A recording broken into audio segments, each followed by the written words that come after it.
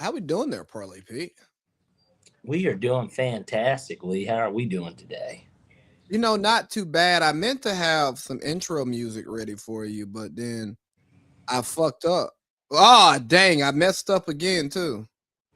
I figured you were maybe going to give us a little bad and bougie or something like that.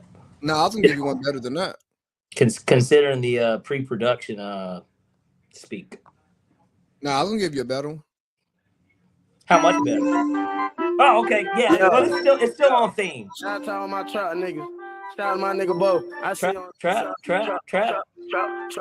Hey, it's funny. So when we would see Trap, this is what we would say to him when we would see him. We'd be like, Trap. I remember. Yeah. Man, I know we probably talk about this more than we should on this show, but I think Migos and Future will always hold a more special place in our heart, despite how they're rated as artists, just because we were literally in the places that made their music pop when their music popped. Yes. Like, yeah, the Travis Porter shit was cool, like all the other Atlanta niggas, but like they ended up not like becoming legends. We're talking about like, Legends. People who can be your favorites of all time, and you're not gonna get laughed out of a room. Yeah, we were there in real time. Yeah, like when you didn't expect the Migos to just make hits yet. You know what I'm saying? They just making club bangers. Yeah. Man, I missed the Migos, man. RP. Migo. Goddamn. How do we end up even talking about the Migos in pre-production? Because it started with the J. Cole aspect, but then I had said we somehow had gotten Drake into it, or I've kind of brought Drake in. Well, I brought him in because of the J. Cole speech and your OVO it was chain. Joe Budden. Nah. So what is it? Do I have an OVO chain or do I have a good music chain? Which one is it, Lee? Or I'm repping both? Yeah, you watch House of Cards? No. Okay, never mind. Never seen it. I just started watching it last week. Yeah, I'm years late. It's good. I obviously, I've heard a lot about it, but I never no. Okay. Well, there's a lot of TV. I just am not a TV guy, and I know you say you weren't either. But like, again, there's certain shit. Like, again, I've never seen Sopranos, The Wire. There's just a lot of stuff. That's the one good thing about if you're in a relationship, you get put on the TV stuff because women watch way more TV than guys like this. Like we're sports guys. Absolutely. I think I might have told you this because an example of that for me would be a movie, even. The Truman Show. I'd never seen The Truman Show. Couture put me on, watched The Truman Show, blown away. It's crazy. It's kind of one of my favorite movies. It's so. I'm never looking to watch a movie on a weekday. Like I'm not coming home from work and turning on a movie. I might binge a series, but I'm not turning on a movie. But even with your shorty and y'all get off from work and she's like, hey, you want to watch this movie? Yeah, no problem. And you might watch two. Isn't it easier? It's easy though. Yeah. You don't have to cook up something, whether it be just from a we're just tired standpoint or I don't want to. You can order takeout. You can do what you want food wise. You can cook together, whatever. But it's easier, especially, and even let's just say, man, I really want to get my dick sucked tonight, or something. It's just it's easy. It's like an easy listen. It's just easy. Yeah, like when y'all watching that movie together, there's gonna be some type of cuddling thing going on, and if you just get like a little bit of wood, you just start popping it up, and she feels it. Yeah, and depending on how they're laying on you, if their head's like kind of in your lap, they can feel it, but then you're just touching ass. Yeah. Oh yeah. Handful of it. Yeah. It sets itself up very nicely if you're a man and you're heterosexual and you like women. It's very It's natural. Well, I don't know how else to put it. To be honest with you, it's natural. It's honestly unnatural to be on a couch with a woman watching something and there not being some type of physical contact. It's weird.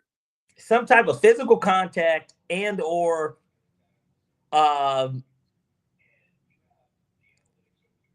because what's the point of really of the movie at that point? I mean, it might be a good movie. Yeah, but then at that point, you've probably seen it before, or it's literally something you didn't see in theaters, and then it's like, well, why did you guys go see it in theaters if you wanted to see it so fucking bad? You can watch it by yourself if it wasn't in theaters. You're watching it with a chick. She's either seeing it because she took another John out, or if it's actually your girl, then why didn't y'all go see it? Hey, what are we gonna now? There's because then it's not about the movie, is what I'm saying. Because you would have went to see it in theaters if you wanted to really see it, and you have a girl and she wanted to see it. Why wouldn't you just go see it? Does that make sense? Yeah. No. Yeah. Are we gonna name that segment "Dear John"? Or we gotta workshop it. I'd like that as a working title. I do. I think tentatively that's a great way to announce the segment. I mean, we could make it like the Notebook. I don't know how we can incorporate that. And maybe that's like the. Have you ever seen the Notebook? I have a dick. Okay. Have you? I had to in high school. I had a girlfriend that, I mean, she was white. How about that? I wasn't in a relationship like when the Notebook was a thing to watch, so I didn't have to watch it. Oh yeah, there's that. And then what's the vampire movie? I went and saw that in theaters. Yeah. Twilight. Did you read the books too? No, come on. I have a dick. No, I didn't read the book, but because I have a dick, I did see it in theaters with a woman. So, because I have a dick, and in high school, what's the easiest? We just talked about it. If you're watching a movie, what makes a chick horny in a movie theater? Her man being up on her and touching her, and you're watching what she wants to watch. She's rubbing your dick the whole movie. You know, you're thinking to yourself, he's like, you like watching these vampires. I want you to suck the life out of this guy. That's what I want, you know? And that's just the honest to God truth. People can look at this show and this segment, if this gets clipped up or anything, like, you can say what you want to say, but these are the hard truths that we have to live with. Hey, Parlay Pete, we are recording. It says live, and this will get clipped. Okay. Well, so be it, right? I think that's what pushing. This is culturally inappropriate. There you go. With AC Lee. One of these days. One of these days, Alice. One of these days. Yeah. You know, I almost said that to somebody at work today. It wasn't a certain employee, was it? No, it was random. Okay. I don't know what I've told you. You don't even know which employee I'm talking about. That's the funny thing. Yeah, and I don't even know what employees I've talked to you about. So it's, you know. Well, you got somebody that might want your dad because they want you, but you're emotionally unavailable for them. You're emotionally unavailable for them. Then you got Hey. You got the sweat. No. You got the sweater cow. Sweater cow. Yeah. The milk. The cannons, but I mean, you told me about a couple, but those being the two stories that stood out to me. Okay, well, let's, you know. Well, we'll calm it down. We don't have to bring Bezos up. I shouldn't have said that. Well, you've said Bezos world on here before. Yeah, I mean, this whole world is its world, you know. Well, regardless of what people want to realize, yes, he runs he has a fraction of it. I mean, everything's powered by AWS. Everything's powered by AWS. You can't get anything delivered without it being these guys, and they're going to drive the post office out of business. And you know, it's crazy. I always thought that the biggest loser for Amazon was Walmart, but Walmart still wins. Hey, you know why? Some people just like movies like to go to get their shit in person. You know what else? What's that? The people who go to Walmart don't keep up with the latest trends. And that's Walmart's not a great, knock, though. huh? I said Walmart's great, though. Yeah, it's not a knock, but like your typical Walmart shopper isn't up on all the trends. They're more Facebook, less Twitter. You know what I mean? Correct. That's true. If people that use Facebook faithfully are Walmart shoppers. I guarantee it. I guarantee it. If there's somebody watching this right now on your Facebook, I would love for them to drop a comment and tell me I'm wrong. Now, granted, you could say, well, nigga, everybody goes to Walmart. Well, no shit, Sherlock. But at the same time, you buy fresh fruit from Walmart. You go to who goes to Walmart? Do you go to Walmart more than once a month? And that will answer the question. I don't go to Walmart once a month. I go to Walmart when I need something from Walmart. I get my dog food from there, so like I go once a month, but it's for dog food or like you're not a one-stop shop guy. No, not with dog food, because the dog food be Walmart be having they tax. Yeah, Walmart just has a good price on dog food. Yeah, and you're getting the big 50-pound bags, I'm sure. Hell yeah, you see them two monsters I got in there? Yeah, and they're how long does it take them to eat all that? I don't know. Because we've only got at my dad's house at least. We got a dog. Well, technically there's 3 dogs, but there's one that's the outside dog, which I'm sure you've met. And then does the outside dog have a name, or is his name Outside Dog? Frack. It actually didn't have a name. Is what's crazy, but we had 2 when you came to the house that time. We had 2, but one of them died like last Christmas. I remember. Yeah, which it was so sad. But yeah, I've had that dog since I was in high school, so it's very sad that Minnie died. R.I.P. Minnie. But yeah, the other one's name is Frack. That's his name. You know Big Marv, right? Yeah. He's not. Think of that. He's no longer Fat Marv. He's Big Marv. Can't even really. And now he's not even big, right? Like, if I hadn't lost this weight, I would be bigger than Marv. Pause. New Kung Fu Kitty. But Marv came. Like, I want to say it was the first time he came to my house at college. Out there. Yeah, in the Ville. Okay. My mom had like these 2 dogs. They were outside dogs. You know, no fence, no leash, no chain. I don't even know if they had collars. They just stayed around the house. Mm-hmm. Didn't bother nobody, just barked to let somebody know, let somebody know. Let you know somebody outside. Marv asked me their names. I'm like, bro, I don't know them dogs' names. I just came home one weekend and they was here. So he named them Dog 1 and Dog 2. Now, which one was Dog 1 and Dog 2? Didn't matter. Dog 1 and Dog 2. And obviously, I know you got Gucci in California, right? So yeah, I didn't have my dog died in high school, my Siberian Husky, and I didn't have another dog. Oh wow, you had a pretty dog. Yeah, I didn't have another dog until I got Gucci. My mama would get like little yard dogs, but they were her dogs. They weren't your dog. It wasn't your dog. Yeah, and I was in college, so like I wasn't even home when she was buying them, and they probably run away. I don't know what happened to them dogs. That's such an interesting thing, because that's kind of how we were. I grew up with dogs. We had one family dog. Like, that dog is so crazy. This is a true story. That dog is buried where we have a mural set up for my mom where her ashes are. We literally decided to place it there. Yes, that dog was that big. Smokey was our dog's name. We never had a leash, never had a cage. That dog roamed around our neighborhood, always came back home. We didn't even have to low-key feed this dog. It was that. Smokey was like we did. I'm not saying we didn't. Smokey was like a human. Smokey might just come back with a carcass or something.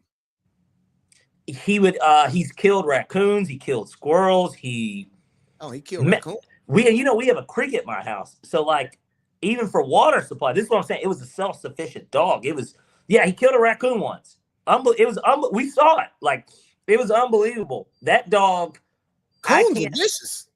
Man, let me tell you. This Can dog, you call raccoons coons on podcasts, or do you have to say raccoon? I call it a raccoon because that's just the proper name. I don't mind calling it a coon. I think that I have a different meaning for coon, which we're going to get to in a little bit when it comes to our fan base. But like, so I like to distinguish the two. That way, you know who I'm talking about. Okay, because I grew up talking about coon hunting, coon dogs. Ooh, it's a coon out there. Well, Lee, you're a little bit more in the country, you know. It is. It would be considered more country. I'm from the country. I'm surrounded by fucking woods. Yeah. If I I mean, so am I. Georgia is woods. So I'm surrounded by my family woods when I walk outside. There you go. Yeah. Yeah, I live in the country. Yeah. It's crazy. Somebody might think that I'm more country than you because for whatever reason, people think that I sound country. And I'm like, no, the fuck I don't. Yes, you do, nigga. I do not. Country? I don't sound country. Maybe I have a southern accent. That's fine. I sound country. Okay. Not in a negative way. You don't sound I don't take it as a negative. No, you don't sound like a hit. But I don't sound country because I'm not from the country. I'm southern. I'm from the South. I will take you have a southern dialect accent twang. All that is fine with me. Don't tell me I'm country. Because I'm not country. I'm not from the fucking country. Who from the locker room can I call? I'm gonna let you pick. Well, Josh Holsey would be the first person that I would honestly reach out to. He was my first call. We can't call him. He's not an option. It's 8:00. We can get Boink on the phone. Let's hold that for later in the show. We can get him towards the because I was only calling to refute your claim that you're not country. I wasn't calling. I'm not country. I'm not country, but I mean, I guess it's fair to ask one of them. But like, nobody thinks I am not country, Lee. Like that's the point. I'm not country because I'm not. And Boink is honestly perfect because Boink is from the same area that I'm from. So is Boink country? The fuck? I mean, what are we? It's more so your accent. Yeah, but does that accent, what is that attributed to? Because you've heard my dad speak. Do you think he's country? I don't think so. No. I think that he says things like commode. There are things that give away where he's from. But I don't. My family says commode. Yeah, well, but my dad is from the country, and he's the only parent from the country. My mom is from urban city, Wilmington, Delaware. Like she wasn't country at all. Like, do you think Justice is country? Yes. Wow. Country accent, absolutely. Lair certainly didn't sound country. I don't know. I mean, I know you were, at the funeral. I don't think Taurus and Donis are country. Like, I don't know. I don't know. Yeah, I don't think I'm country. That's my point. I might wear a Georgia hat. I might have ripped denim. I'm not country, though. I'm just from the South. I just couldn't read it. I just didn't know what it said. I'm not playing these games with AI bots today. Yeah, well, that's fine. They tried to get us last week, but I guess we should talk about the most pressing news. You want to hit the theme music? Because I actually feel like doing this.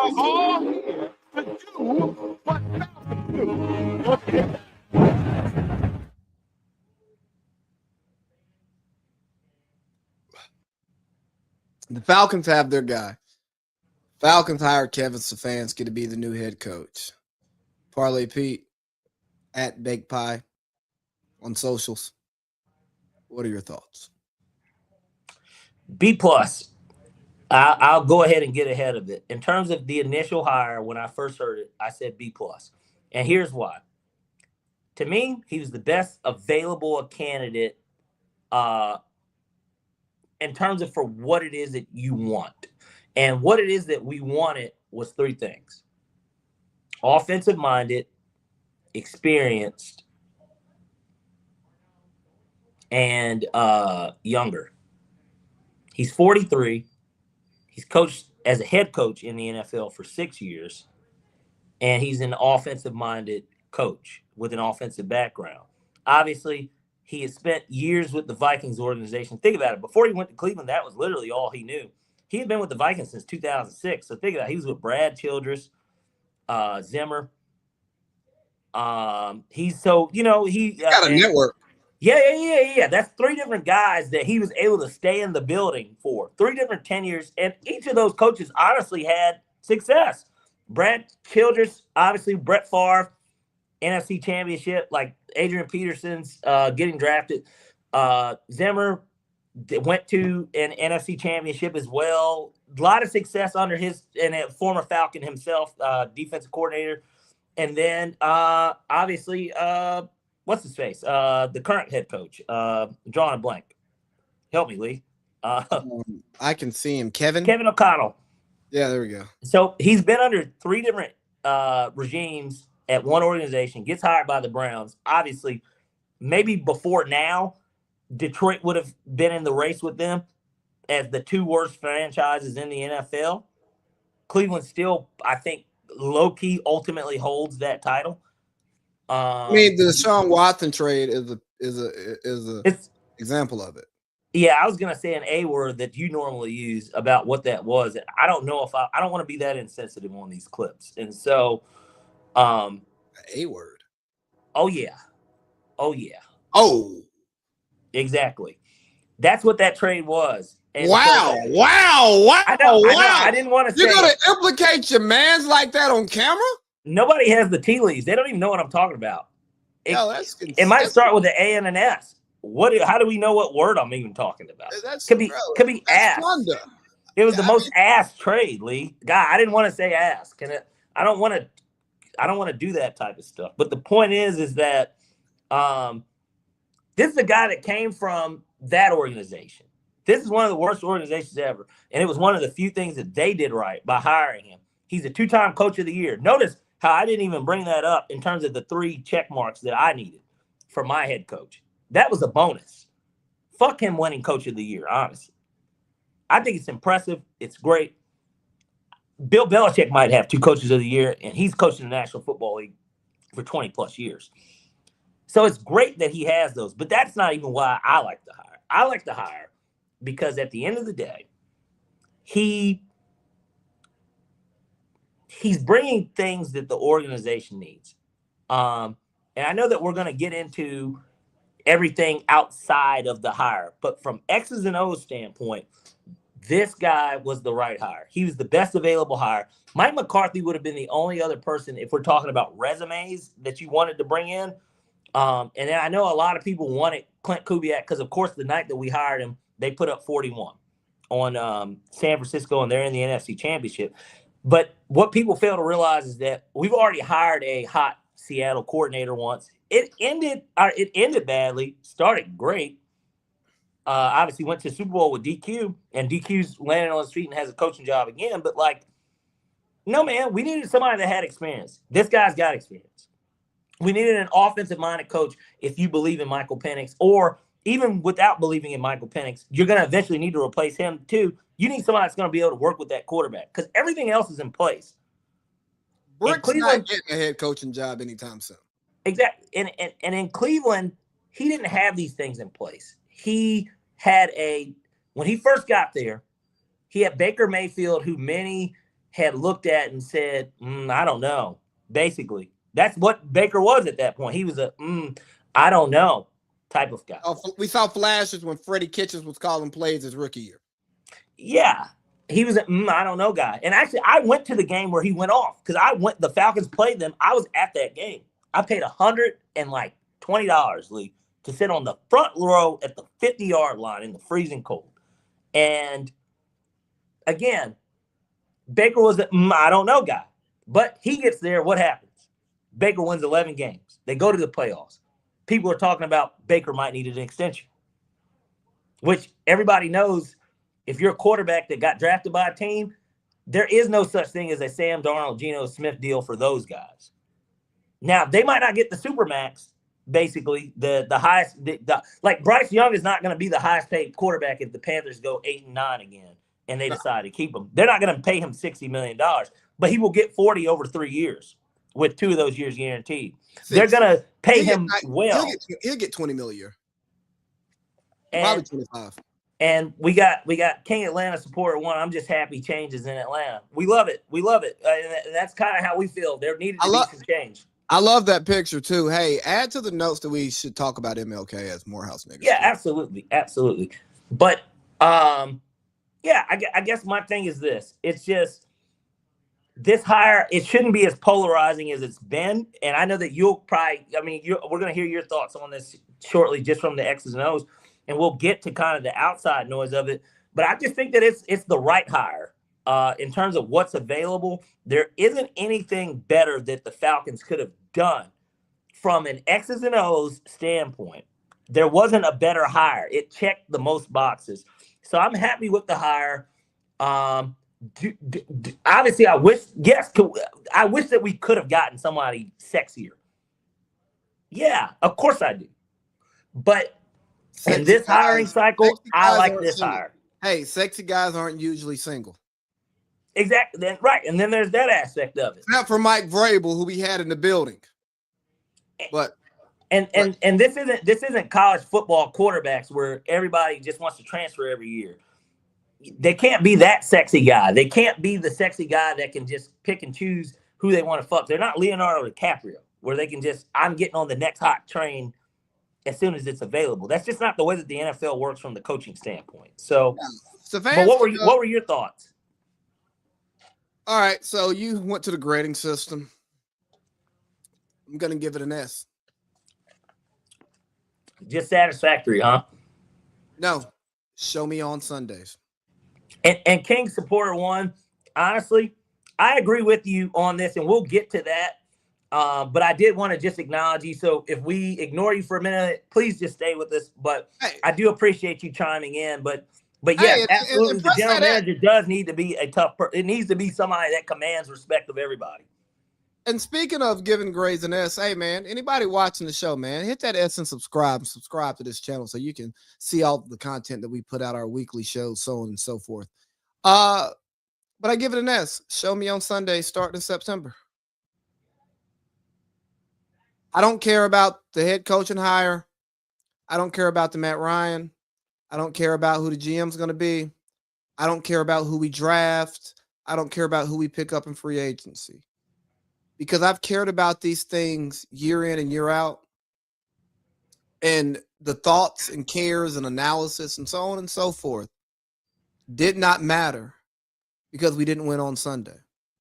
And over the last 5 years, going to Falcons games, watching Falcons games, every season we legitimately could have won 10 or 11 games. And we won 7 or 8. And in those seasons of winning 7 or 8, nigga, we could have won like 3. Like, that is really the difference in these games. Like, a swing here, a swing there, a season on season. So that led me to believe, hey, the margins are super slim in the NFL. Even when, like, that ass whooping by the Panthers. We both watched that game and said, oh, they didn't really beat us that bad. It was this. All of this makes sense. The score was misleading. Yeah, the score was not a reflection of the game. Like, our offense actually was better than theirs, but we couldn't do shit inside the red zone. So it was just weird. So in saying that, it doesn't matter. If Stefanski's the right guy, but the GM's the wrong guy, it doesn't work. If Stefanski's right, the GM's right, but they can't get quarterback, it doesn't work. If Stefanski and Brick don't mesh, it doesn't work. If we have a rash of injuries, it doesn't work. So instead of getting caught up on predictions as a fan, just show me on Sundays, starting in September, man. That's such a cop-out answer, Lee. That's ultimately what we want, but we want to know what you actually think about the hire, not what you hope to see and your optimism. I want to know truly, do you think that this was a good hire?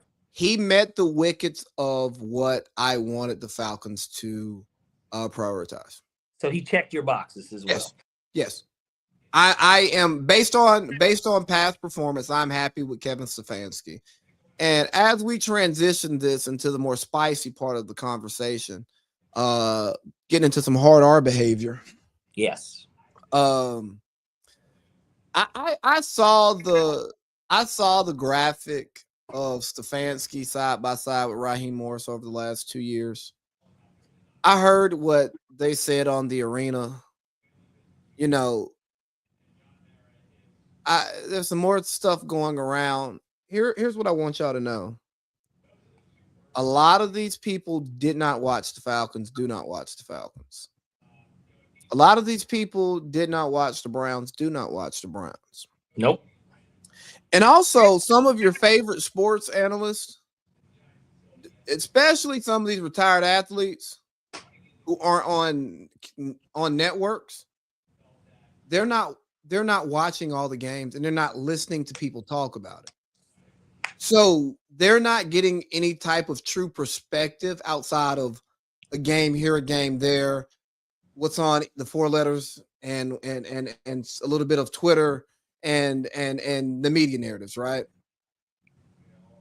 So comparing Raheem's last 2 years to Kevin Stefanski and saying, oh, Raheem Morris won more games than Kevin Stefanski. Why would you fire this guy and hire that guy? Here's why.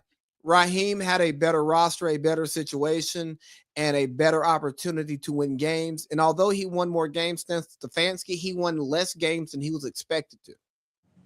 Now, Stefanski was expected to win games because he's Kevin Stefanski, and he went to the playoffs twice in 6 years. But starting this year, twice in 5 years in Cleveland, a place that doesn't go to the playoffs ever, right? He overachieved his contract, his time with the team. And he had legitimate reasons for losing. They traded away their future for Deshaun Watson, who wasn't good and was hurt. And then reports said Kevin Stefanski didn't want him.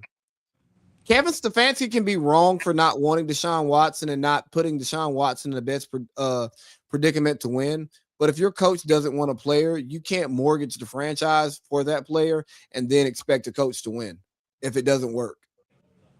Like, sometimes shit's got to make sense.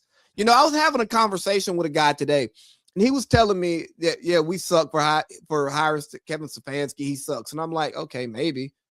Let's see. Like, he was like, bro, he sucks. I'm like, no, he coached in Cleveland and made it to the playoffs. You can't, those two things can't exist. You can't. I've never heard anyone say somebody that's won 2 Coach of the Years sucks.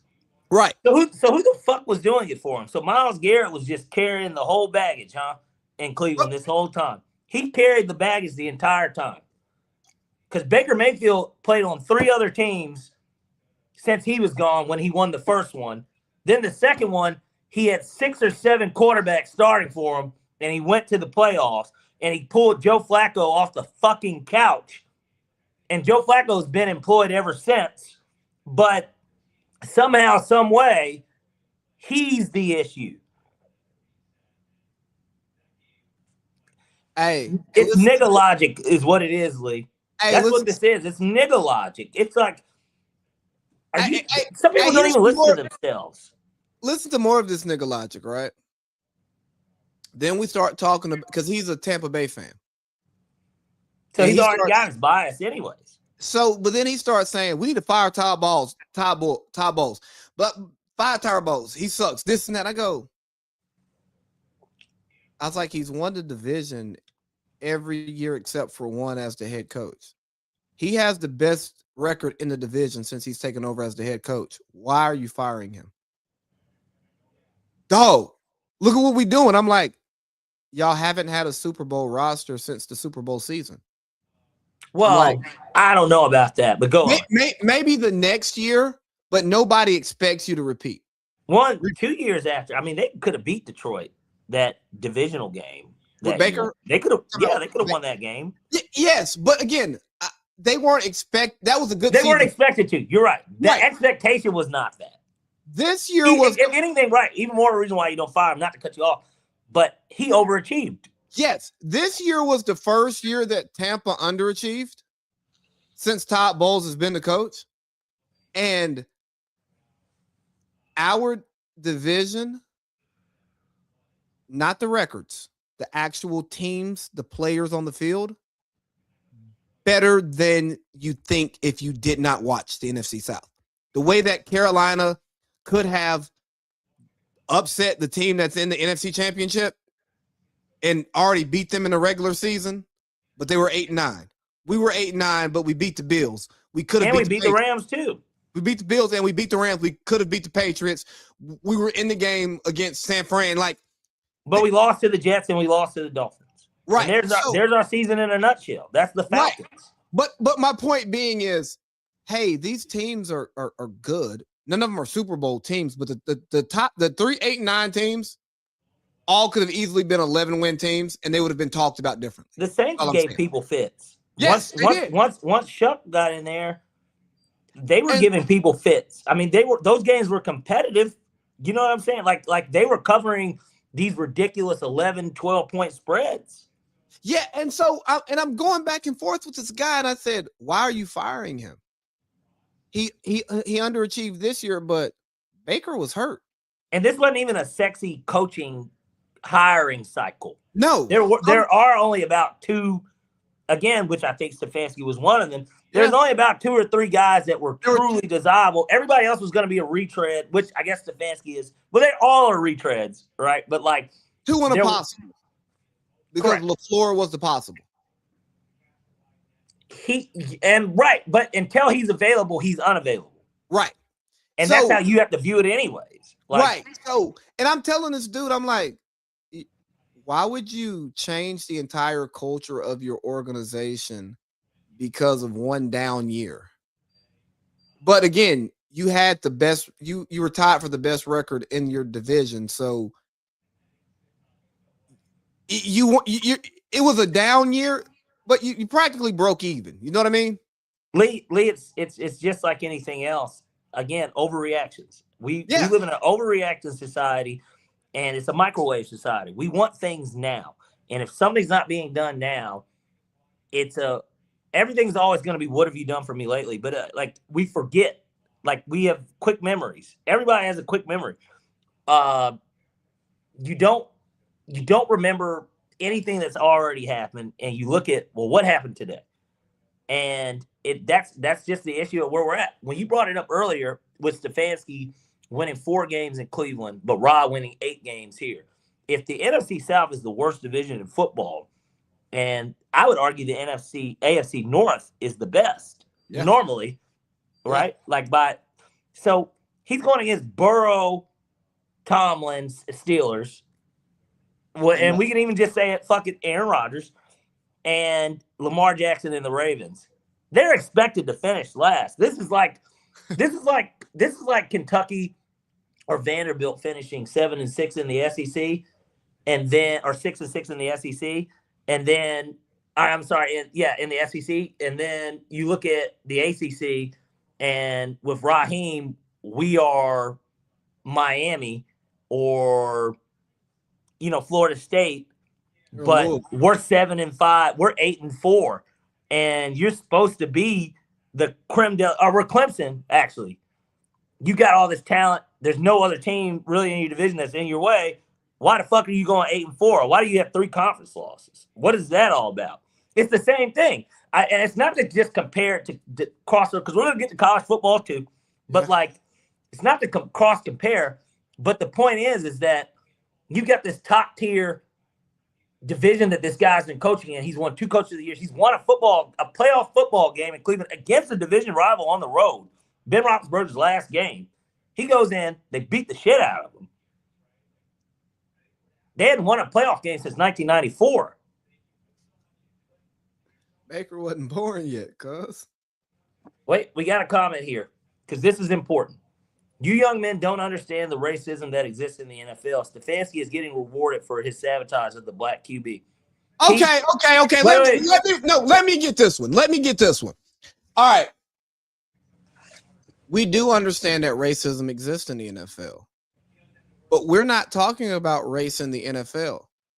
And when we talk about the NFL, we already know that racism exists, and that is queued up into our answers But see, we're not here to make political stances all the time. We're just talking ball the way sports people want to talk sports.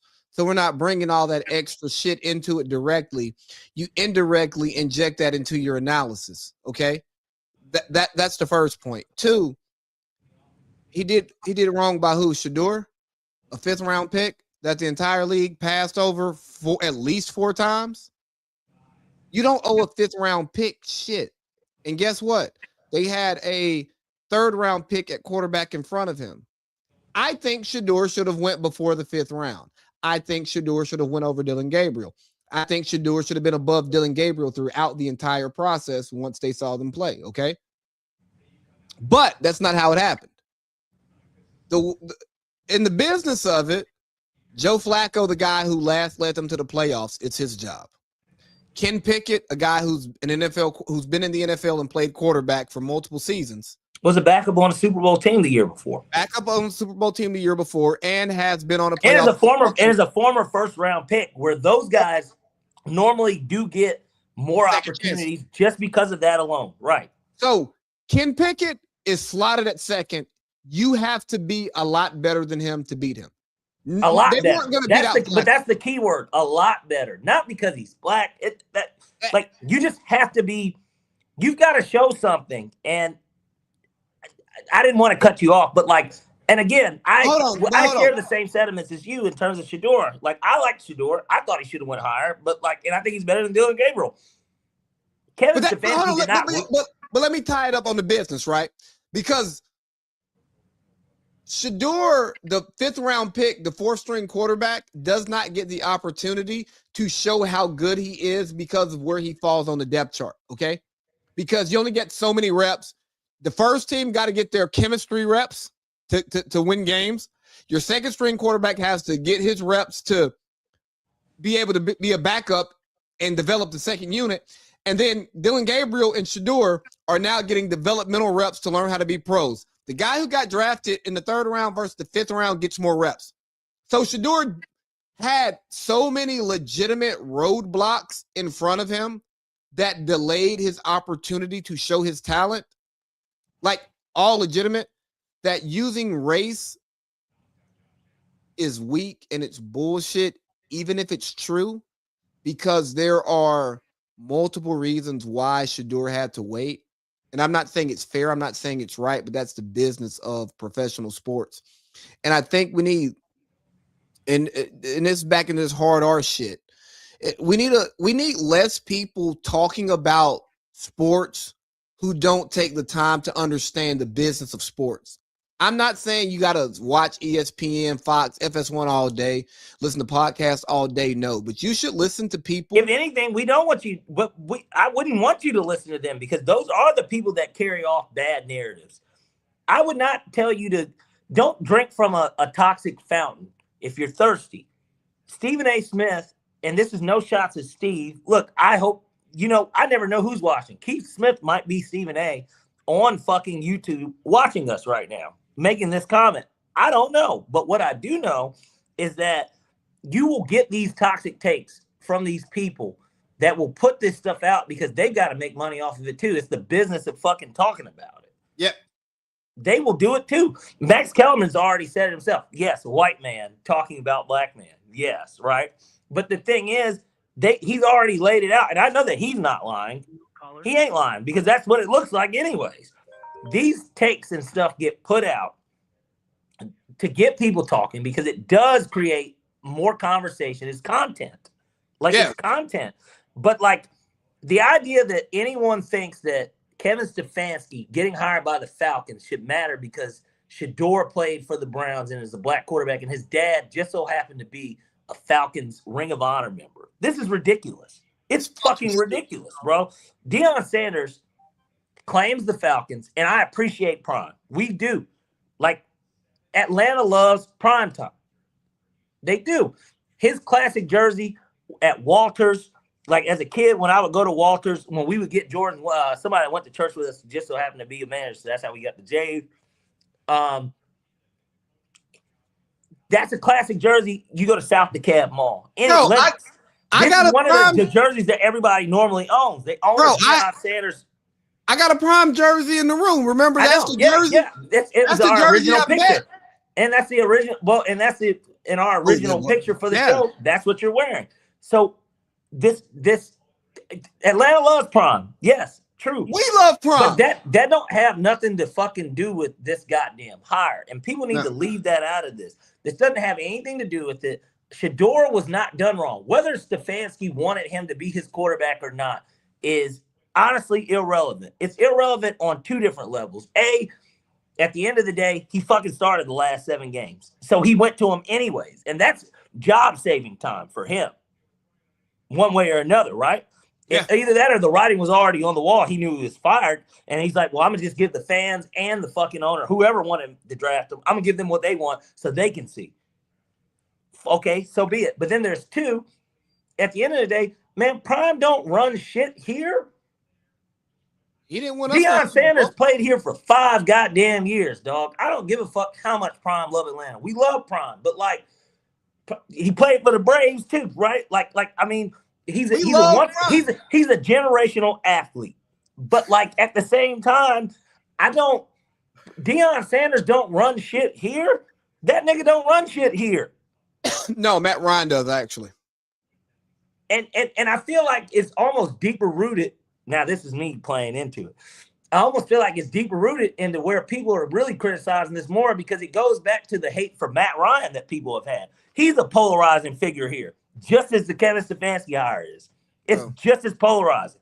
People either loved Matt Ryan or hated Matt Ryan. Matt Ryan got the blame whenever we lost, and then when we won, it was about, man, well, Julio, Devontae, fucking Dan Quinn was going to get credit before Matt Ryan. Matt Ryan won MVP and don't get no goddamn credit. Man, from certain people, bro. Fuck his MVP season. Yeah, we can. No. Hold on. No, seriously, throw the MVP season in the trash, and he still is that dude. His nickname, and you know, I'm not a Matt Ryan truther like I know. You are. But you would call me a sympathizer. But he earned his nickname Matty Ice because he ice in his veins. Yeah. Do you remember? He wasn't Ice Trey. No, you remember like in college when, we're down 2, fourth quarter, 3 minutes left, we got the ball back. It's like, oh shit, we might get a touchdown.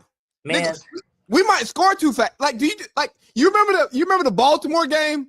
The Baltimore game and the Chicago game. Those are 2 games I specifically remember. Nigga, the Baltimore game, I was and that was the Thursday night football game. Yeah. So ROTC was working the concession stand that day. Really? For fundraiser. Yes. They were making y'all niggas work for free? No. We made money for the unit. And if you worked at the beer stand, you got tips. So that was pocket money.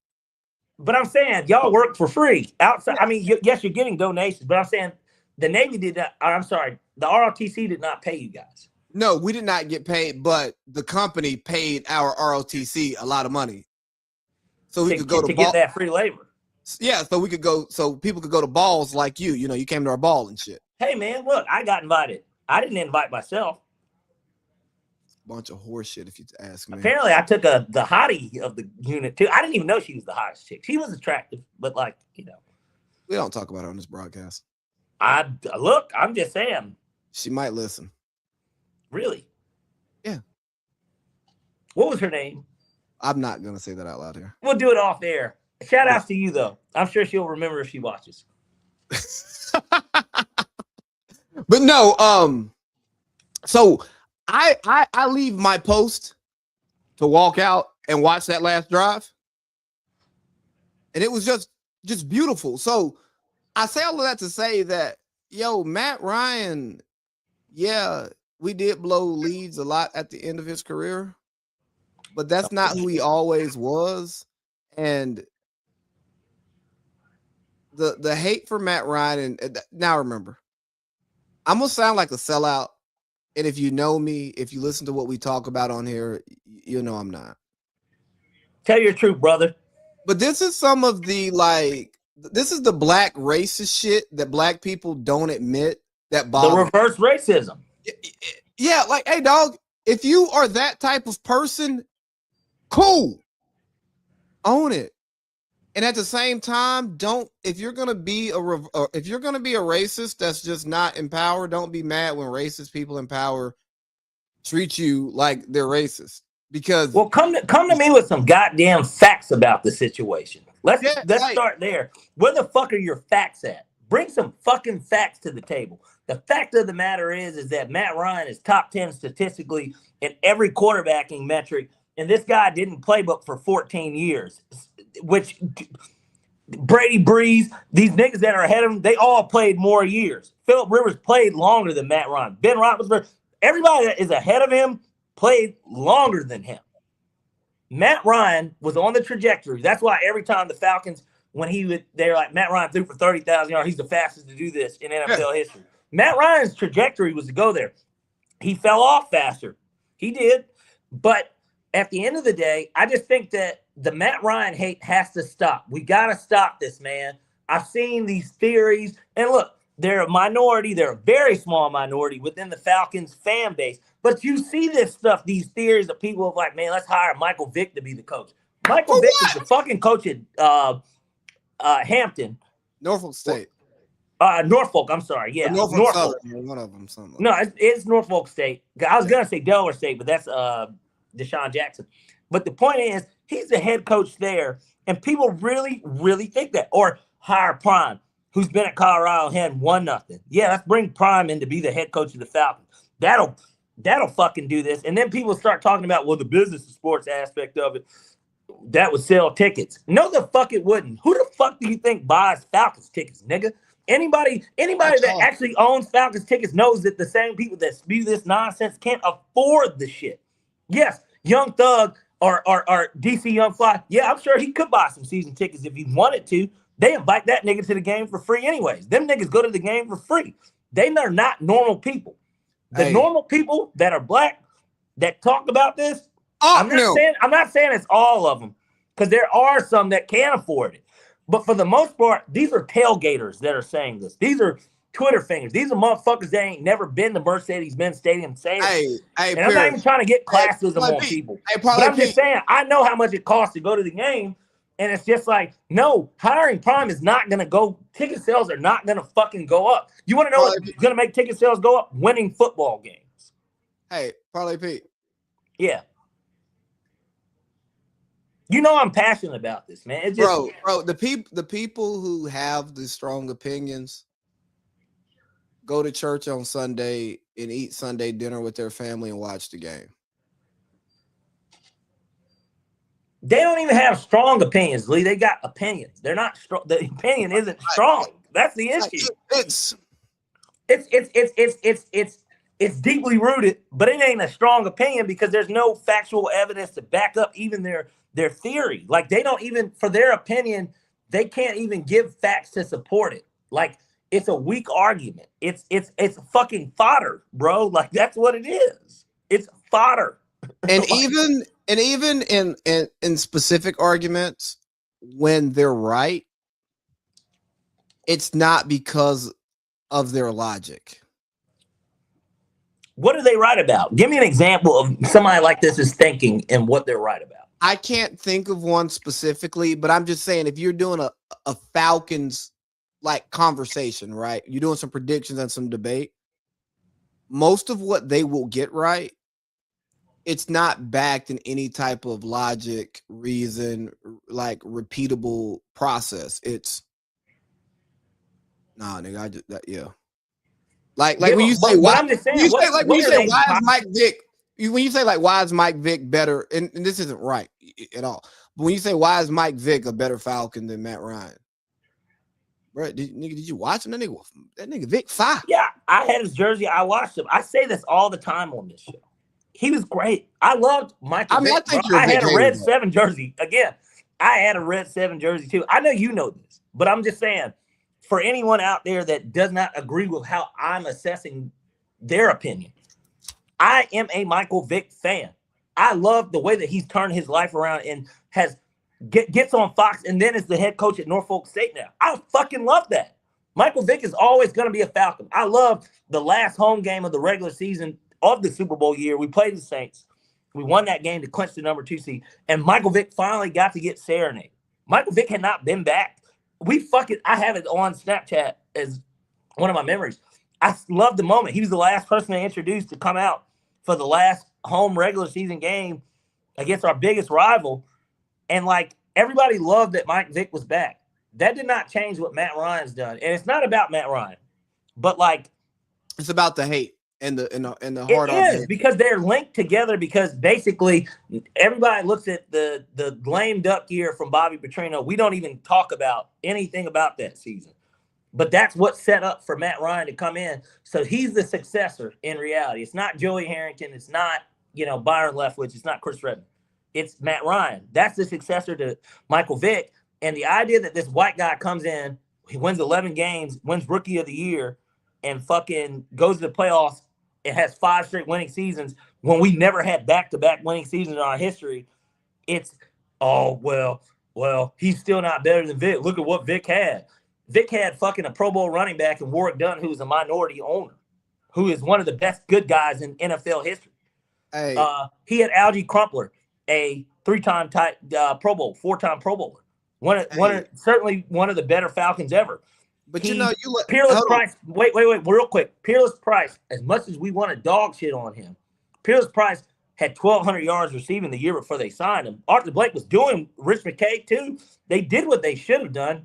Now, I would have traded for Randy Moss if you could have got him or, from the Vikings. Yes, that's what you do. Or T.O. before he goes to Philly. But they got Peerless Price. That's who they saw. Peerless Price had 1,200 yards. They added him. It sucks that he didn't fucking do anything. They got Jimmy Horn, who was kind of, he's washed up. Joe Horn? But I said Jimmy. Joe Horn, who, look at me. Yeah, thanks. They got him who had been in those Saints Falcons games, the games that people care about.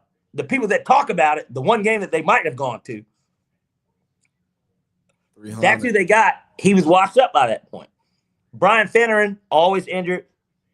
4th-round pick, Villanova. Not even 4th-round pick, wide receiver 4 Villanova. He would catch some balls. We had the number 1 run defense in the NFL at that time. Pat Kearney was a consistent double-digit sack guy. We had a good defense with those teams. Maybe Jim Moore wasn't the right coach. I don't know. Dan Reeves was at the start of the Michael Vick era. Hall of Fame, well, not in the Hall of Fame, but very good coach. Very good. Most accomplished coach in Falcons history at the end of the day. Wait, you been to 4 Super Bowls? Yeah. Yeah, like Dan, and people forget it wasn't just with Denver. Dan was the Giants coach too. Dan can coach. And he was an NFL player and was a pretty good running back for the Cowboys in the 60s. So it's like, you know what I'm saying? I guess I look at it from the standpoint of Atlanta needs to wake up in terms of their fandom. And I'm glad because I just looked at this and you know that this sits on my desk and I still have this to this day. Who is that, Lee? Mike Vick. I have a Michael Vick Nerf ball that I've kept that my mom got me, and it's still in its packaging from that day. She bought 2 of them. I opened up one that already got fucked up a long time ago, but I still keep this as a keepsake. I still have a home and away Michael Vick jerseys from before the jerseys changed. I'm team Michael Vick. I love that Madden. It was on my 10th birthday. I'll never forget it. Madden 03. I turned 10 that year. 04, but it was 03 when it came. It was year 03, but it was Madden 04. I was 10 because I'm born in 93. But my point is that, like, I love Mike Vick. I do. But we got to stop this, man. We really got to stop this. This is not even a Matt Ryan defense. It's more of a, can we hop off the Vick sack already? The nigga did not. He made amazing plays, man. We went to one NFC championship, and I'll never forget the Packers playoff win. I promise I won't. It was great. But we never stood a chance to win a Super Bowl, and he fucked the franchise in reality, which really helped it because we did get Matt Ryan because of what he did. All right, so I'm gonna close out the Falcons with this. All of this, you know, niggas are talking about. Wait, we got one more thing, by the way. Understand Shador is in Cleveland and Stefanski is in Atlanta because he tried to convince the world that Gabriel Yeah. Okay. Okay. No, but look, we agree. Yeah. We kind of already said that though. Yeah. Cool. Yeah. We just keep it moving. That we're not. Yeah. But we agree. No. And we appreciate you, Keith, for viewing and commenting. But we agree with that sentiment. Like we agree. Yeah, cool. Yeah. But I'm trying to close out a topic, and his comments just isn't relevant to the topic. And like, go ahead. We closed out that topic too. Like, yeah, we should have checked it earlier. Sorry, dog. But we put it up 3 minutes ago. But go ahead. But no, it's this city culture, identity, and all of that stuff. And Falcons fans need to be honest about who they are, or people who watch the Falcons and claim to be fans, right? You need to be honest about who you are and what you want. Do you want your team to be good, or do you want your team to be good the way that you want it to be good? So if you want your team to be good the way that you want it to be good, you're not truly a Falcons fan. Just like many Lakers fans in my age bracket, they're not true Lakers fans. They were Kobe fans because once LeBron went there, they didn't like the Lakers as much. It's not a shot. It's not a shot at them. But no. I'm not even being funny here. It's if you are a fan of the team, excuse me, yes, you have allegiances to players, but ultimately you want the team to be good. It doesn't matter who's making the team. The NBA isn't fairly, and you know that. No, I know, but I'm only making I know. I get your correlation. I'm sorry. I don't want to interrupt you. So with this Falcon stuff, hey, we just had a black coach and a black GM. It did not work. It's not because they're black. It's because of a lot of things. But let's not try to say, hey, let's go get another black coach and a black GM. How about we go get the best coach and the best GM? Like for the black people who want to lead with race, why do niggas got to be black to do a job for a team that you support? Like, it don't matter if you want the team to win, you just want the team to win. And if you're really trying to be on your pro-black shit and your racially aware stuff, it's like, bro, do you know how many black people are being taken advantage of by the NFL and by you actually supporting the league and buying this stuff and going to these games and talking about it? You are supporting black people being marginalized, even though some of them are highly compensated. Like, you're talking about a league that doesn't have black owners. Like, there's not a majority black owner. A league with not many black executives. Isn't that crazy? There's not one black owner. Head coaches, black offensive coordinators, and see, black DC will top out as a DC a lot of times. You know what I mean? But they'll get one chance to be the head coach. I don't want to. Right. I'm sorry for cutting you off. You're spitting, brother. Continue. But then, like, if you're an OC, because you coach offense, that makes you a better head coach, even though being a good head coach honestly has nothing to do with your play calling. It can, but it doesn't have to.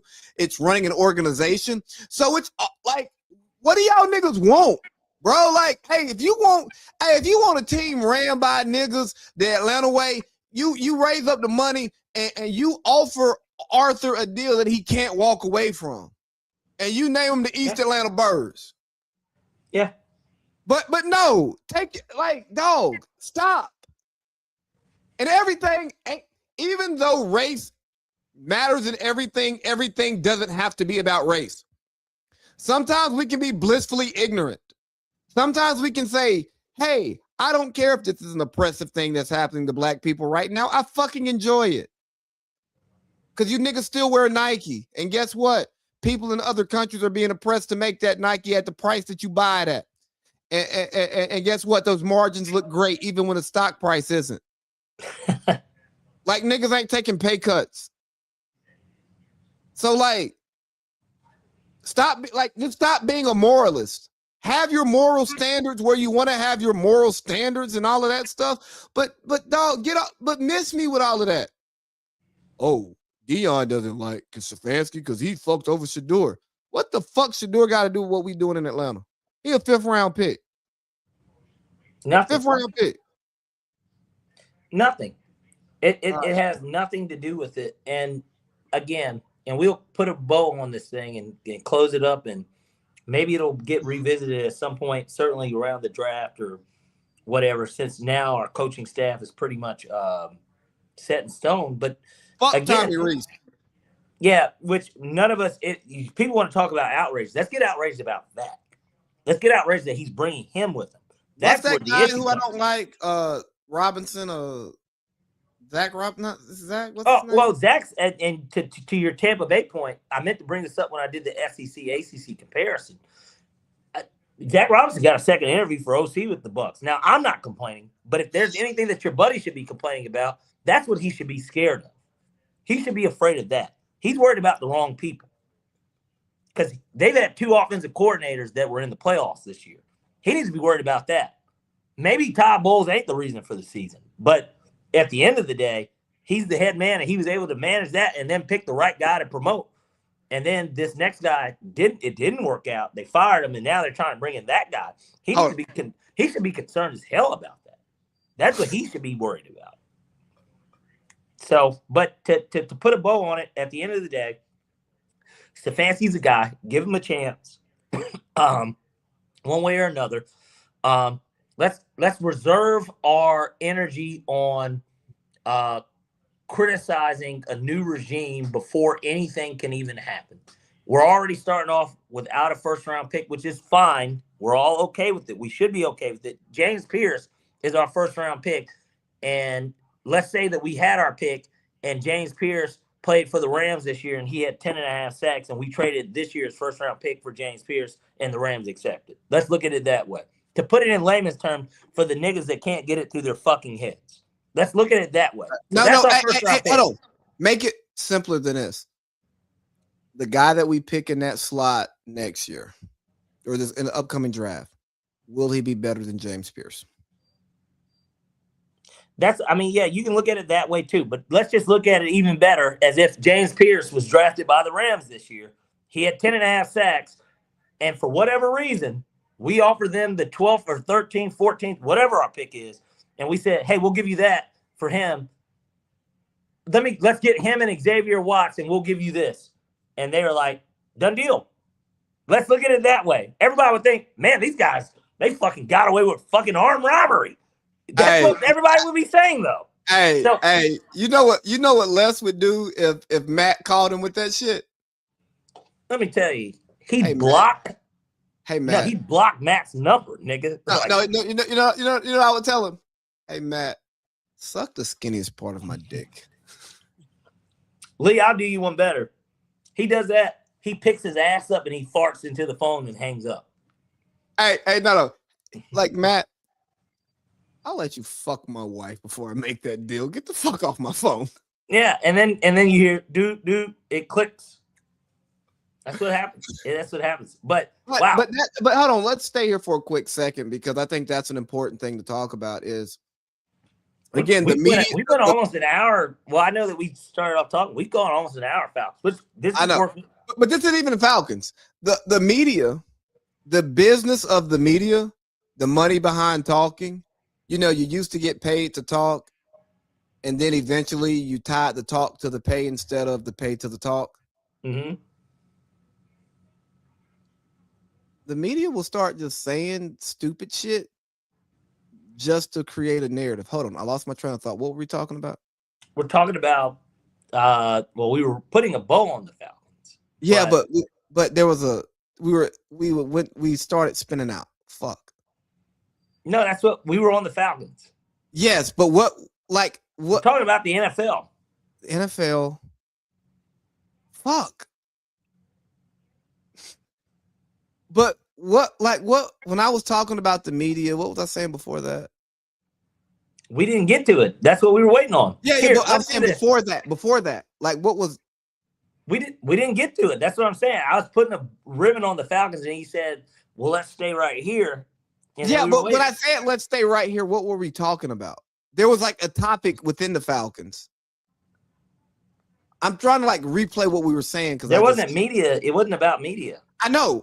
Like, it was the specific thing that we were talking about. And I was going to tie it to the media creating narratives and how they make money off of these different narratives that aren't reflective of what's actually going on, but then they become reflective of what's going on.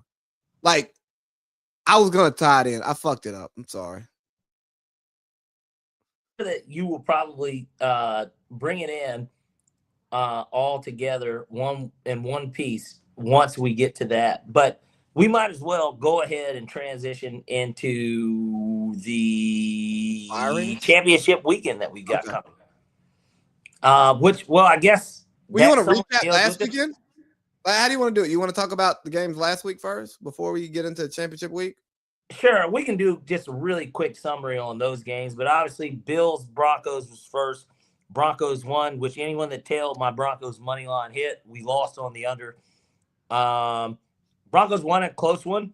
Very costly for them, though, because Bo Nix breaks his ankle. But all in all, pretty good game. Very on par with what the playoffs have been this entire time. And I think that when you look at that game, Josh Allen has 5 turnovers. Crucial, naturally, in a 3-point game. I mean, it's a game of margins, went to overtime. Josh Allen cries at the podium, says it's his fault, which oh shit. Sure, but it kind of isn't because they're not there without him. I mean, there's a lot of different players. Ball over. Yeah, it's crazy, and of course, the Bills fire Sean McDermott. Something I've kind of been saying that maybe should have happened last year. But hold on, you're going too fast. If you're going to talk about we can say state of the game, but no, that's a part of the game. That's the reason why. Let's talk about the best football player in the world. Let's talk about the best quarterback in the world. Let's talk about the quarterback who has deep playoff experience against quarterbacks who didn't. Let's talk about the GWH. You know what I mean? Let's talk about the MVP last year. Let's talk about how Lamar got Harbaugh fired. You know what I mean? Let's talk about all of these different narratives around this fucking quarterback who got put out in the second round by Bo fucking Nix and had 5 turnovers. He lost the fucking game. And then we still got Rex Ryan coming on TV defending him. We still got Greeny coming on TV defending him. And then people want us to watch these damn shows and think these guys are serious and watching the games, and their analysis on players are based upon the games. Either your analysis is fucked, or the way that you used to analyze the game and you actually used to give players too much credit for wins and losses was wrong. You either lying then or you're lying now. Well, what's wrong with Greeny, Lee? Is it because he, a lot of people don't even talk about Greeny. He somehow is still there. And Martin Luther King Day was obviously this past Monday. Shout out to MLK. I'm sure we'll end the show talking a little bit more about him. But is that Mike Greenberg? Yeah. About Mike Greenberg still working at ESPN? Yeah. Okay. There's a clip, obviously of him saying Martin Luther King Day. And this guy. Well, you said Mike Greenberg, correct? Yes. Yeah. So he there's certain Freudian slips that aren't supposed to happen. Coon and King are not close. And we talked about raccoons earlier today. Yeah, but to make that Freudian slip, that means you have called him. You use that. Yes. That's all that means. It doesn't mean that you really meant to say it. It just means that it's in your verbiage. And I will also tell you that does not make him racist. It doesn't. But I'm just saying. And I really wish if that happened today, that nigga would not have a job. No. And he wouldn't. It depends. Today, he wouldn't work at ESPN. Maybe he'd be at Fox, but he wouldn't work at ESPN. He's Mike Greenberg. Is Green even that good to you? And we're not going to get into a whole topic on him, but I'm just curious. Not to me, but the way he's just a vet. But the way that people in the industry talk about him, they say he's amazing. He gets credit for teasers, the Greeny tease. That's crazy. New Kung Fu Kenny. Yeah, that's you're wild, man. You're wild. Hey, would a Greeny tease be a Greenberg? Let me tell you, Lee, you just did the Sam Raimi Spider-Man joke, and nobody laughed. Do you know what that joke is? I just know it wasn't a good one. Well, you've seen Spider-Man 2 with Doc Ock, right? Who knows? Maybe. You have. And he says, before we get started, was there anyone that lost a large stack of $20 bills in a rubber band? And then he says, well, we found the rubber band. And it's just that's a good one, Doc Ock. really had the whole place going crazy over it. It's a good joke, though. It's a good joke, but it's like, Yeah, it's a dad joke. I know, but exactly. That's basically it falls in that category. But now here's where the media loses their credibility. Similarly in politics, the way that like Trump's Are we going to get to Jazz and Crockett? Are we going to have enough time to touch up on that when you said what you said? No. Okay. No. We can table that ass itcher. This is a Falcons show, Lee. So we can 5-minute the shit out of topics. Yeah. Go back and forth, get an opinion, and then close it, and then move to the next. Yeah, I just really want to give Josh Allen the time that he deserves on this platform, because it appears that the national platforms are Lee's happy that he was right about one of these great white hopes that didn't work out. He hated fucking Jokic. That shit aged like milk. You kind of hated Luka. I mean, the Luka hate is my Luka hate incomplete. It's incomplete. It's incomplete. Because he's like proved it, but then also like, well, hold on, man, look at this. My thing on Luka was, how are y'all saying Luka is this, that, and the third, and James Harden isn't, when their games are the most similar? And Luka, although he led his team to the finals and James Harden didn't, Luka has not surpassed anything that James Harden has done. And if we're being honest, if James Harden played against a team that Luka played against to go to the finals with his team, he would have won that game. He would have won that series. Do you think that – so, well, all right, well, time out. Sid, is your belief that if James Harden in – what year did the Warriors – 2020 – no, what year was that? The Warriors went 73-9. Oh, no. That's 2016. 2016. Damn. Yeah, it was. You're right. Kobe's last game. I'm talking about the 2018. I'm talking about 2018. But I'm saying if Harden that went to the West Finals against that Warriors team, if he was on the Luka team that Dallas won the West, would he have won the finals against the Celtics that year? If that was you just swap those two in history? No, I doubt it. So this is what I'm saying. But I do you think it's white bias? No. You were right on my Jokic and all of this stuff. I never understood why you hated Jokic like that. I didn't. It was crazy to me. I think Jokic is the best center ever. No. My opinion. Yeah, I didn't hate Jokic. It's really nuanced, and I don't want to get into that today. We can actually unpack that one day. Like we can play. We'll have plenty of time to discuss. After Super Bowl. But the Luka thing was, my thing about Luka was, he's white, less athletic James Harden. And that's the category he needs to be put into. God, they're damn near just both as good. I mean, and James Harden is one of the best scorers, but they're really on that same level. Exactly. And James Harden's actually a better shooter than Luka. And I agree. As a pure shooter, yes. I take Harden over Luka. But I think Luka, because he's bigger, he uses his body better. And if we're being honest, I'm not talking about just stats. I'm talking about playing basketball. James Harden is a much better basketball player than Luka, because James Harden has been a sixth man and ran the second unit. James Harden has been a nigga who averaged 35 and 10. Luka's got more career to go, though. He's young. I know. It's incomplete. Yes, I know. But you're saying at this point in Luka's career versus Harden at this point, you would take Harden.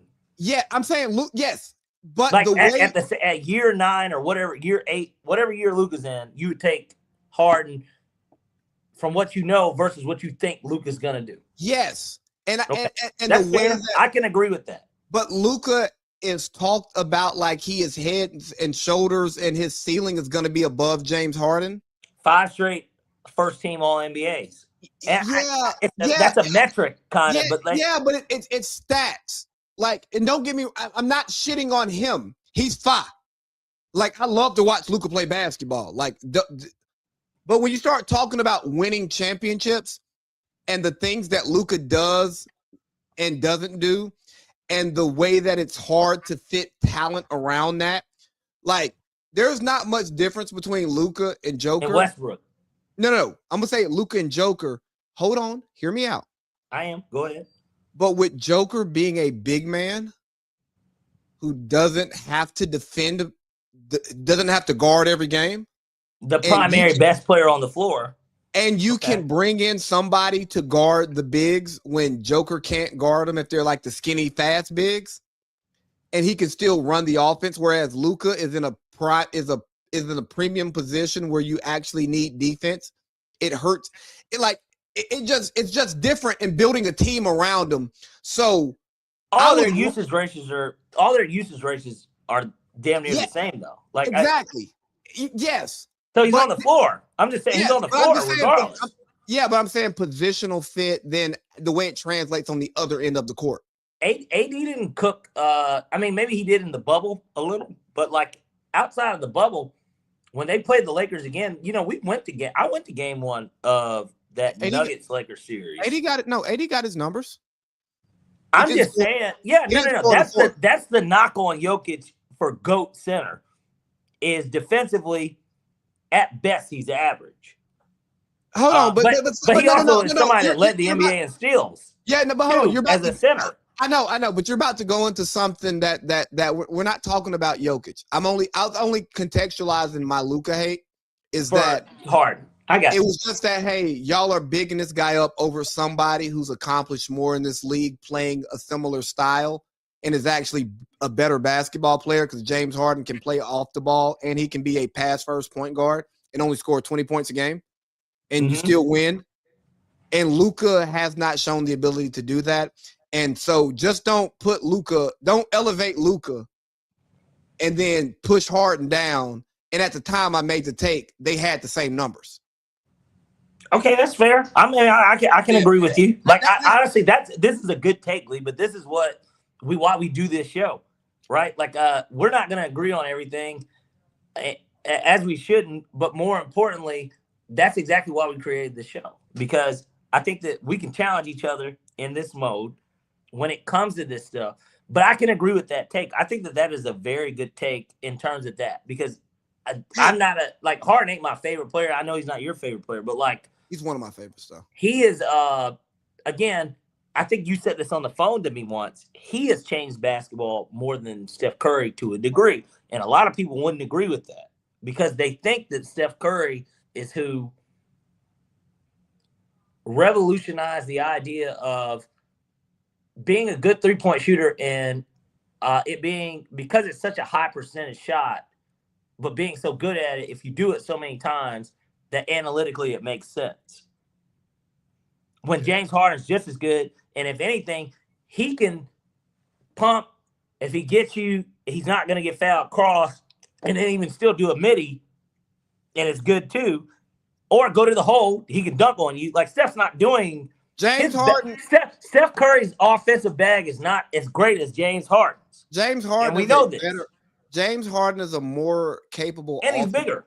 Is a more capable offensive player than Steph. But Steph is just a better basket. He's just better. He's just a better shooter. He's a better three-point. But the point about James Harden, that's not even say he's a better shooter. He's a better three-point shooter. And the part about the game being more like James Harden is, Steph does a lot of stuff off ball. I watch youth basketball and I see a lot of bad threes. A lot of them don't come from off ball movement. It's all on ball ISO, and that's James Harden. He's a dog. Trey Young. He's in that James. That people try to compare him to Steph Curry. He's more James Harden than Steph Curry. Oof, I don't know about that take, but what do you mean? He has the ball in his hand. He's dictating the offense. He's drawn. But how often did Steph not have? I think what era? Steph ain't never averaged 10 assists. Look, Draymond has the ball in his hand.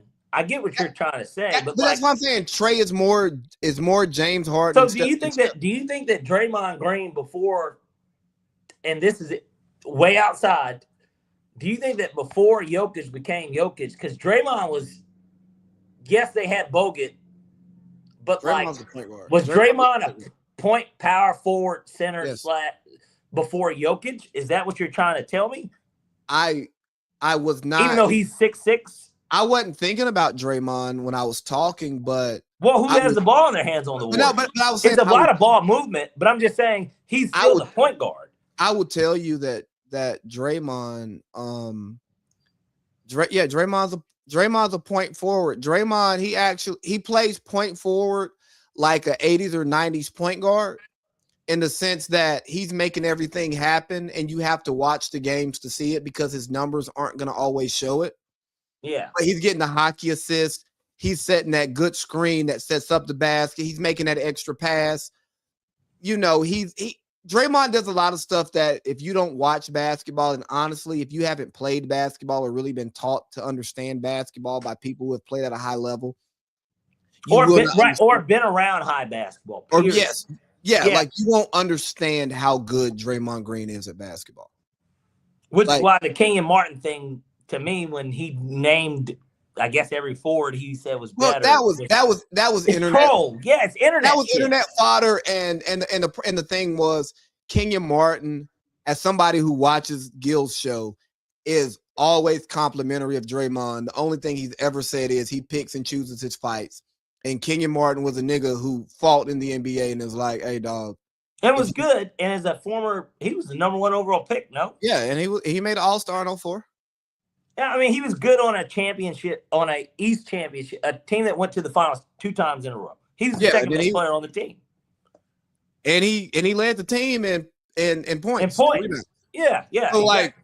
So he's the number 1 scoring option on the team that went to the finals 2 years in a row. So is Kenyon Martin better than Draymond Green at basketball? Yes. Does he have a better career? No. But that's a different conversation. Let's get back to these playoff shit. Yeah, Josh Allen deserves to get taken to the cleaners for underperforming. You brought up the head coach and firing. You said that it was common if they didn't get to the Super Bowl, didn't win the Super Bowl this year. You were okay with them firing him after last year, if I remember correctly. That's correct. I said keep him because I like what Pittsburgh and Baltimore does. I like continuity, but I understand why he got fired.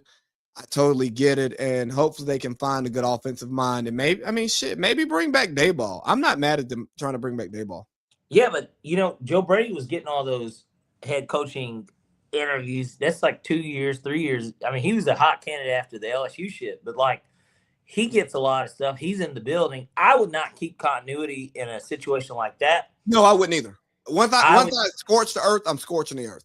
But that's why I kind of wouldn't bring Dayball back. It makes sense in a sense, but it's also kind of it's just more of the same. And that's why the Raheem hire for us, not to bring it back to that, it's just kind of we're bringing back more of the same. Get rid of that. And I know people could be like, well, what about Matt Ryan? He's part of that Super Bowl too. He's never been an exec, and he was the quarterback of the team. This has nothing to do with that. But I get it. Get the stench out of the building. If I'm Buffalo, to me, I want a proven winner. They should be just like how I feel like we should have been, which in the case that we were in, did we get a proven winner? No, because Stefanski's never won anything. But if the Steelers don't end up hiring McCarthy, I think that's who they should go after. I would go after an established coach this one. And make sure that his staff aligns with what you want his staff to look like more than anything. Who is not only going to get the most out of Josh Allen, but who's going to get the most out of the defense? Who can make the defense better than what it has been? Because we don't feel like, even though Josh Allen's weapons aren't great, he's got the leading rusher in the NFL. But the wide receiver position, there's a lot to be desired, which is we'll get it, I guess, into. Hey, wrap this shit up, nigga. I ain't want to go. Yeah, you're right. You're right. Man, I don't give a fuck about the Bills. Well, point being, Bills lose to Broncos. Not surprised. I picked the Broncos. Next game, we had Seahawks, 49ers. We can spend even less time on this. 49ers, blowout. Yeah. Move on. San Francisco hurt. Yeah. Seahawks look like a hot knife through butter. Yeah. And then the next day, what did we have? We had Texans, Patriots. We also took the Patriots in that one. I mean, I think, to me, New England was just I knew Nico Collins probably wasn't going to play. And as good as that defense is, the offense just wasn't going to produce. And if C.J. Stroud had four turnovers, he had like 5 fumbles in the Steelers game. He only lost 2 of them, but he had like 3 or 4 turnovers in that game. What did you think was going to happen in the snow as a dome team and a California guy going against a better team than the Steelers? Hey, he played at Ohio State. I don't care. But yeah, I wanted Houston to win. But yeah, Vrab's the guy we had in the building. He's going on to the AFC Championship. And then we had Rams Bears, which before we get to the winning team, and I know you should probably open with the winning team, I just want to come on here and just take my medicine again. Caleb Williams is who they said he was. Yes. Both the good and the bad. The good outweighs the bad. But like the stuff that the great, the amazing, the number 1 overall pick stuff that we see that he does from time to time. Yes. It's why he was talked about the way that he was. Like that touchdown to Cole Kmet in the 4th quarter. Stuff legends. Like 4th down, should have been a sack, should have been incomplete, should have been not a touchdown. A crazy throw that he makes. His ability. Golly, I'm about to pull a Collinsworth. Come on, suck him off. But no, you know how sometimes Mahomes and even the guy across from him that day, Stafford, prime Aaron Rodgers, sometimes they just do stuff and it might be an incomplete pass. Or it might just be a 2-yard gain, but like they just make a throw and you're like, how the fuck did you do that? Yeah. I saw that in the clutch. I saw the stuff that I don't like from Caleb Williams, escaping the pocket and getting off schedule more than I'd like. And I saw it work in the clutch. It's top tier quarterbacking, Lee. Yeah, I can dislike the approach because I prefer Aaron Rodgers style. Yeah. But the results, the proof's in the pudding. And I've heard NFL players talk about him. And once I hear the players who've played against him give the praise when they don't have to give the praise, like when they're not talking about Caleb Williams or talking about NFL quarterbacks and they decide to put him in the conversation, you go, okay. Fuck what the media is saying. Yeah, he's a guy. I'm sold. Even if I don't like what I see, the people who are saying they like what they see like it more. And I'm not saying I don't like what I see. I don't watch enough Chicago games week in and week out.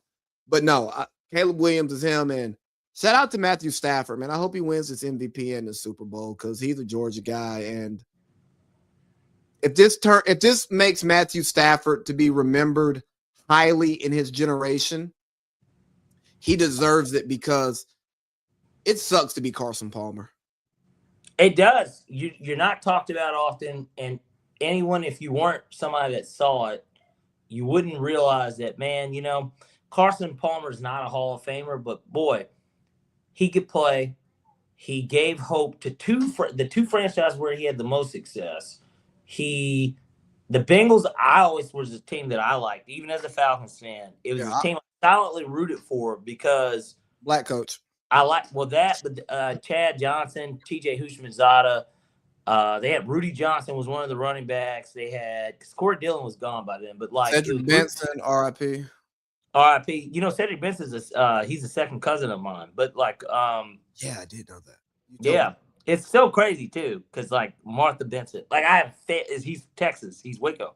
Well, yeah. But he's a cousin of mine. But like, I mean, I didn't know him. I never met him. But like he's related to me.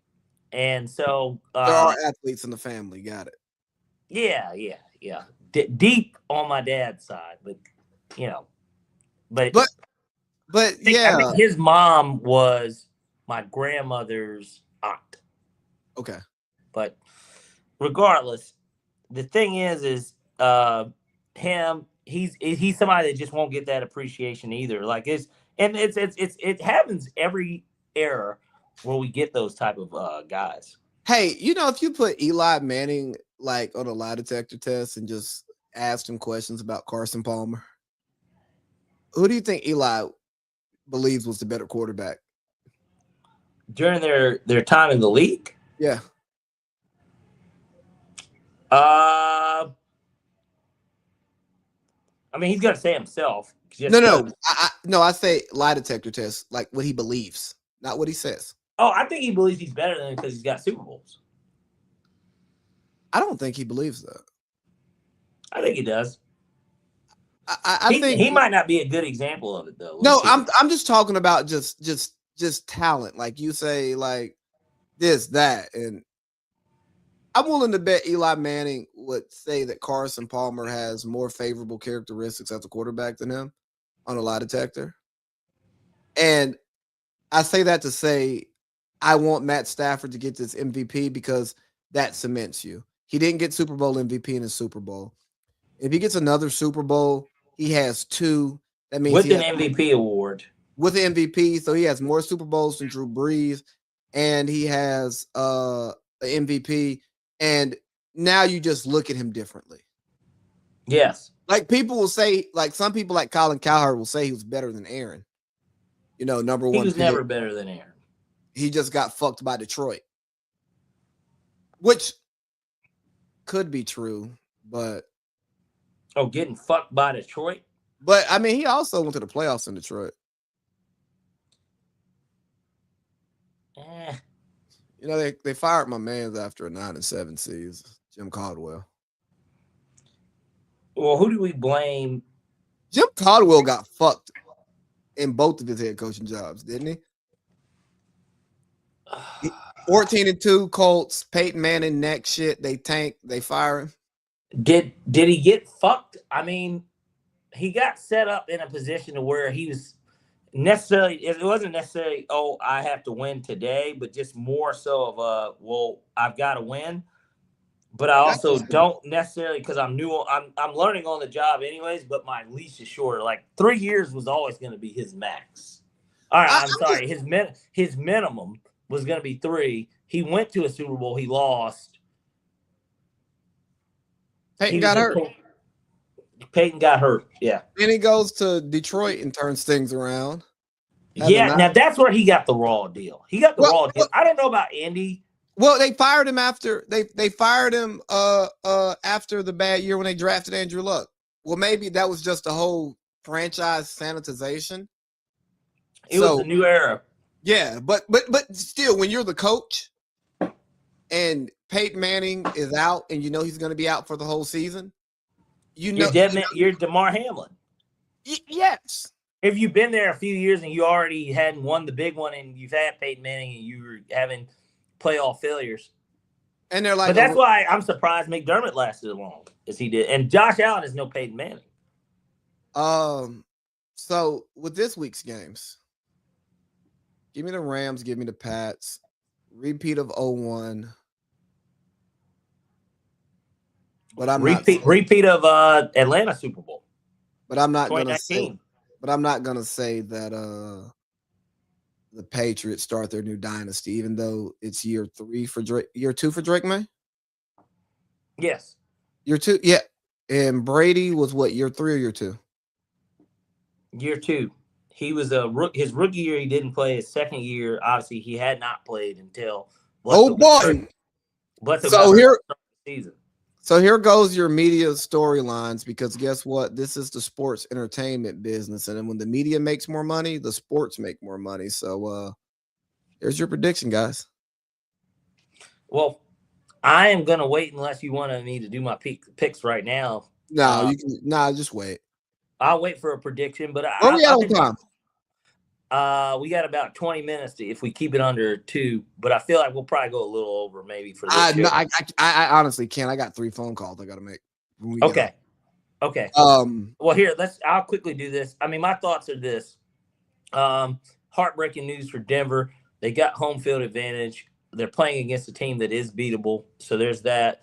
Then with Seattle and LA, I think that this is a game that it was arguably, there's been so many games of the year this year But that was one of the games of the year, the Thursday night game where Seattle did come back at home and 1-0 on a 2-point conversion of all things. That Nigga, game let's talk about the national championship. That game should be very interesting. I'm excited, and we'll get to the picks with it. But yeah, you can talk about that shit with the picks. Let's get to the natty. The natty that no one cared about. Signetti doing something that's never been done. For one, they were 16-0. I don't think any teams won 16 games in college football. They did.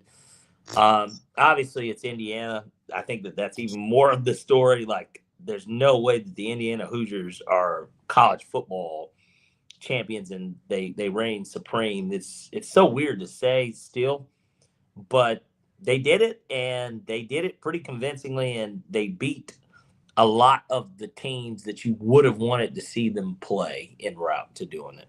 Oh, and the Big Ten has won 3 straight national championships, and I think we're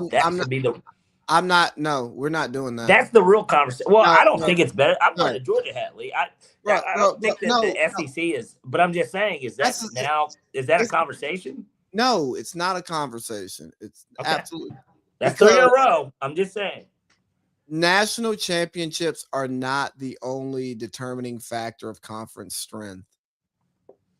And in today's college football, where the portal's wide open and the NIL money is flowing, what is a conference? Conferences used to have an identity. Conferences used to recruit a certain type of player. Do you believe that the identity is gone from conferences? The identity is gone from college football. Okay. It hasn't gone from the fans yet because they're still alive. But the identity of college football is gone. The Rose Bowl doesn't matter anymore. The Peach Bowl doesn't matter anymore. But that sounds like tradition more than anything. Yeah, all of that stuff is gone. And that's what makes college football great, the regionalism of it. And the few times a year you get these cross-regional matchups. You know, like how many years did you want to play against Ohio State or Miami? Or LSU. Well, see, that was the thing with the SEC even back then, and we're talking mid-2000s, Bush era.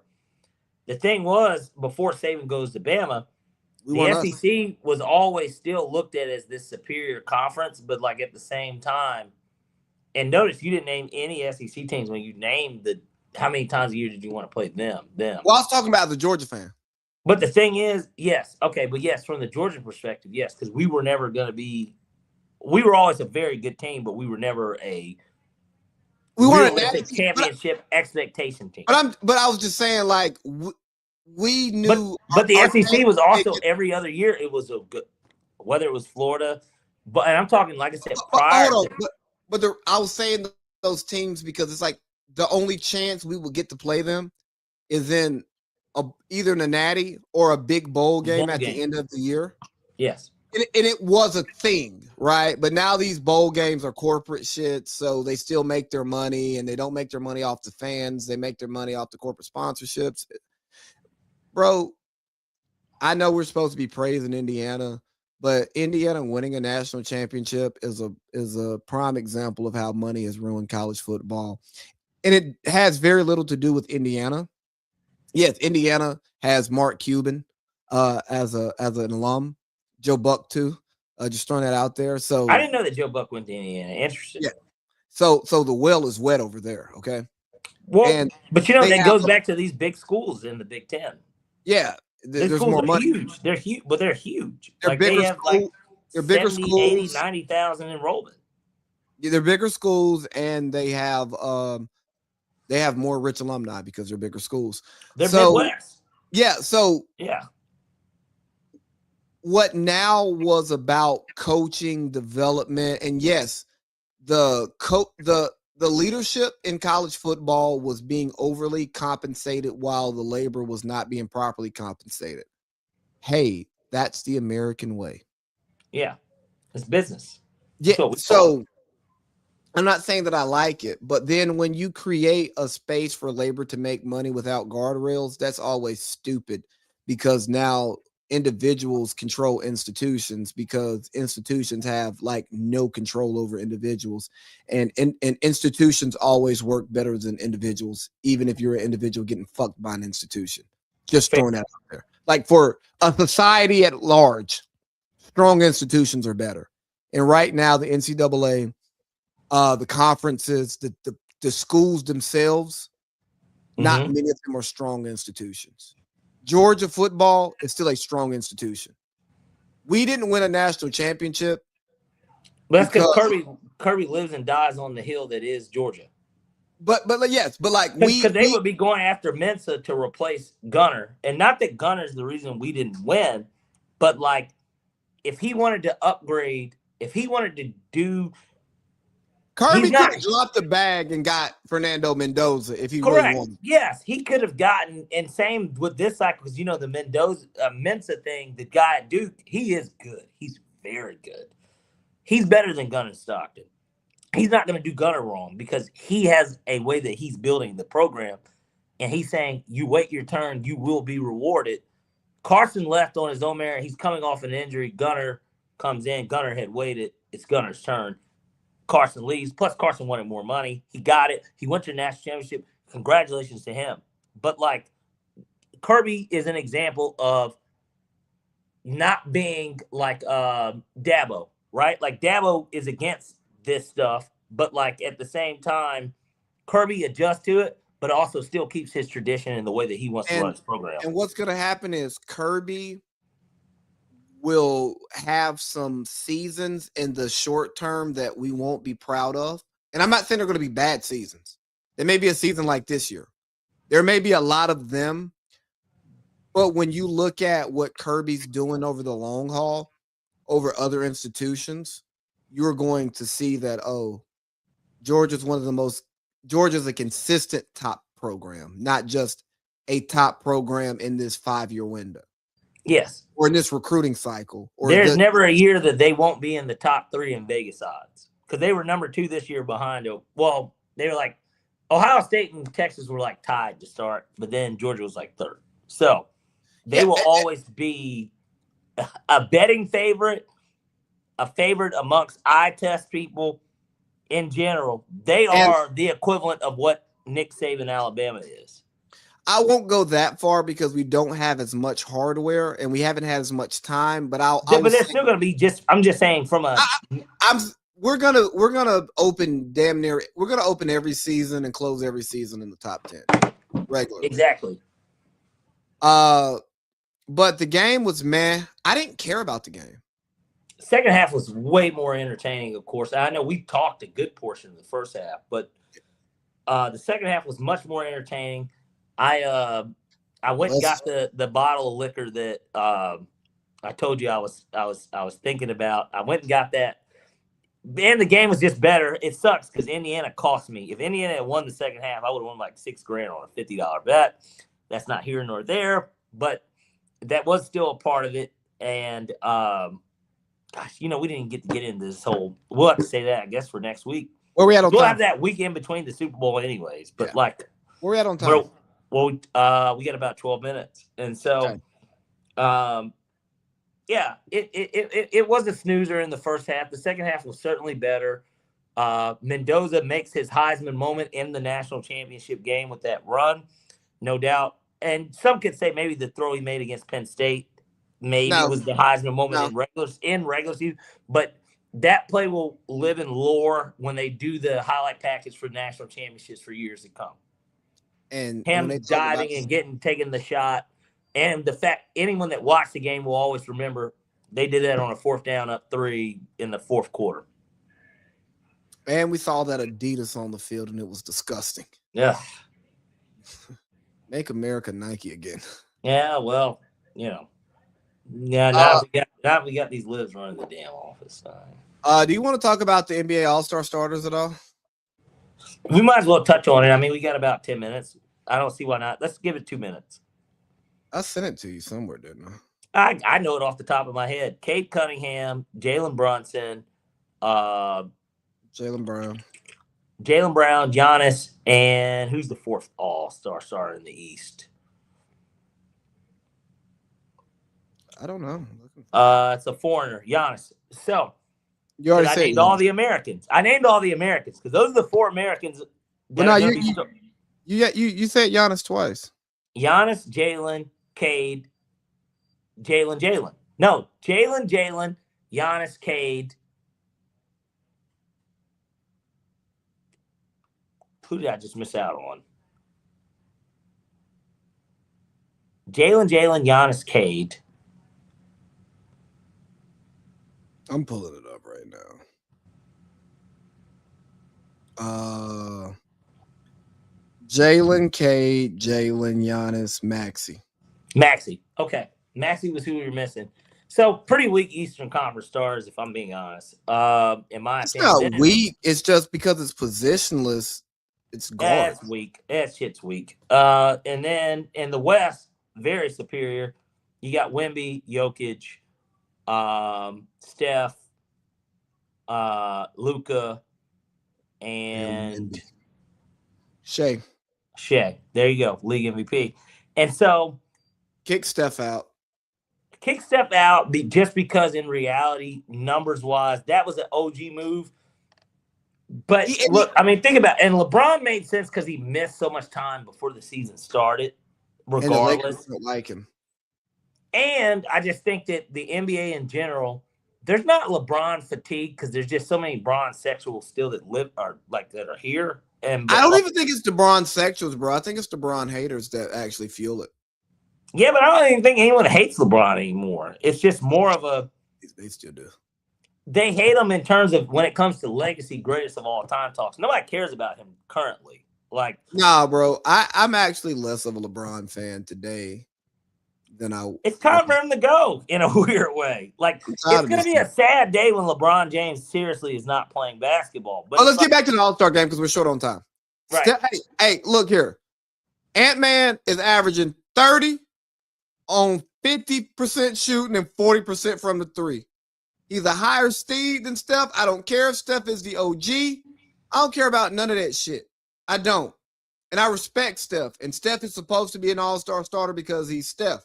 But if Kevin DeFlacco ain't an all-star starter, put that young man Edwards in because by all the metrics that matter to the media, and I get it, there's a fan vote that goes into that.